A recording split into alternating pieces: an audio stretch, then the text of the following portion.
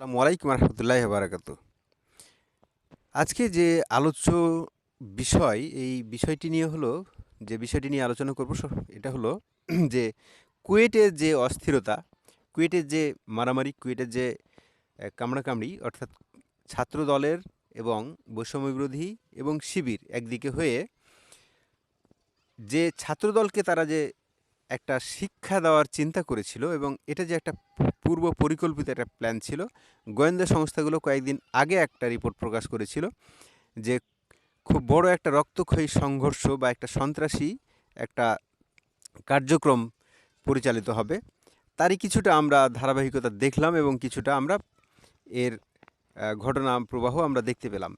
আমরা এটা যা সাদা চোখে বুঝতে পারছি সেটা হচ্ছে শিবির এবং বৈষম্যবিরোধীদের সম্পূর্ণ পাতা ফাঁদে ছাত্রদল পা দিয়েছে। এইখানে একজন যুবদলের নেতা এখানে একজন বহিষ্কার হয়েছেন রামদা প্রদর্শন করতে গিয়ে। ঘটনাটা হলো যে প্রেক্ষিতটা নিয়ে তারা শুরু করেছিল সেটা হচ্ছে যে কোনো ক্যাম্পাসে লেজুড় ভিত্তিক রাজনীতি চলবে না। এখন লেজুড় ভিত্তিক রাজনীতি অর্থাৎ যদি বিএনপির মূল রাজনীতির ছাত্রদল যেটা, সেটাকে বলা হয় লেজুড় ভিত্তিক রাজনীতি। ঠিক এরকম যেমন জামায়াতে ইসলামের লেজুড় ভিত্তিক রাজনীতি, যেমন তাদের শিবির, এরা হচ্ছে লেজুড় ভিত্তিক। যখন নিষিদ্ধ ঘোষিত ছাত্রলীগ ছিল আওয়ামী লীগের লেজুড় ভিত্তিক রাজনীতির অংশ। এখানের তারা যেটা চাচ্ছে, তারা যেটা বলছে যে লেজুড় ভিত্তিক রাজনীতি চলবে না।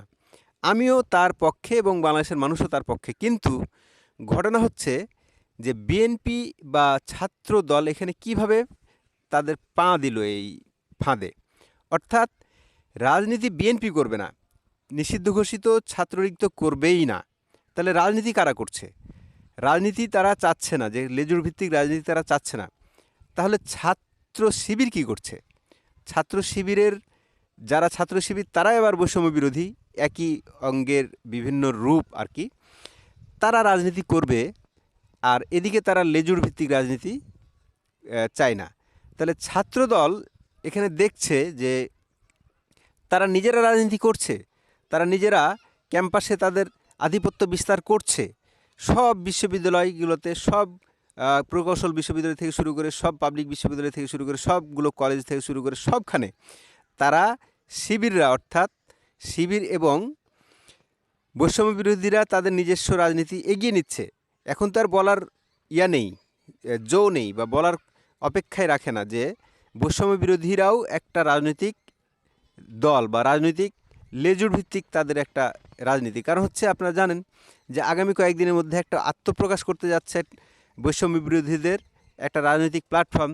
তাহলে যদি তাদের একটা রাজনৈতিক দল হয় আগামীতে, নাগরিক শক্তি বলেন বা জনতা শক্তি বলেন, কিংবা যে কোনো হজবরল একটা শক্তি বা হজবরল একটা পার্টি তৈরি হবে, এই পার্টি যদি তাদের তৈরি হয় তাহলে তারা কেন রাজনীতি করছে? আমার কথা হচ্ছে যে যদি কেউ রাজনীতি করতে চায় না চায় তাহলে তারা কেন করছে? এখানে সব ছাত্রকে আপনারা মিলিয়ে দিচ্ছেন, সব ছাত্র এখানে নেই তো। এখানে বৈষম্য বিরোধী এবং শিবির ছাড়া কেউ নেই। তাহলে বৈষম্য বিরোধী এবং শিবিরের জন্য হালাল, মানে আমি করতে গেলে হলো মানে লীলা, আর কৃষ্ণ করলে না, সরি, কৃষ্ণ করলে হয় লীলা আর আমি করলে হয় লুচ্চামি। মাসুদ কামাল কথাটা বলেছিলেন, যথার্থই বলেছেন। তো এখানে যখন ছাত্র শিবির এবং বৈষম্য বিরোধী তারা যখন ক্যাম্পাসে রাজনীতি করতেছে, তারা করলে হালাল, আর ছাত্র দল কিংবা অন্য কোনো সংগঠন যদি করতে যায় সেটা তখন হয়ে গেল লেজুর ভিত্তিক। লেজুর ভিত্তিক রাজনীতি তো আপনারাই করছেন।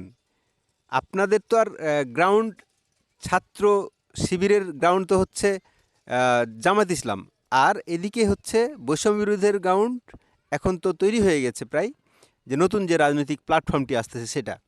তাহলে তারা রাজনীতি করতে পারবে, অন্য কেউ রাজনীতি করতে পারবে না। হলে সবাই নিষিদ্ধ হোক, কেউ কোনো অঙ্গ সংগঠন কিংবা সাধারণ ছাত্ররও বলতে ওদের কোনো রাজনৈতিক প্ল্যাটফর্ম নেই। সুতরাং এখানে কোনো রাজনীতিই চলবে না। রাজনীতি যদি থাকে একটাই থাকবে, সেটা কেন্দ্রীয়, অর্থাৎ ডাকসু, জাকসু, এই সব রাজনীতির বাইরে আর কোনো রাজনীতি থাকবে না। সুপ্রিয় দর্শক, আপনারা কে কী মনে করেন? আপনাদের ভিন্ন মত থাকতে পারে, আমি আপনাদের ভিন্ন মতকে আমি রেসপেক্ট করি। দর্শক, চ্যানেলটি নতুন, আবারও রিকোয়েস্ট করে বলবো চ্যানেলটিকে সাবস্ক্রাইব করে দেখবেন, সাথে থাকবেন। কথা হবে অন্য কোনো একটি ভিডিওতে। আজকে এই পর্যন্তই। ভালো থাকবেন, সুস্থ থাকবেন, চোখ কান নাক সব খোলা রাখবেন। আজকে এ পর্যন্তই। আসসালামু আলাইকুম রহমতুল্লাহি ওয়া বারাকাতুহু।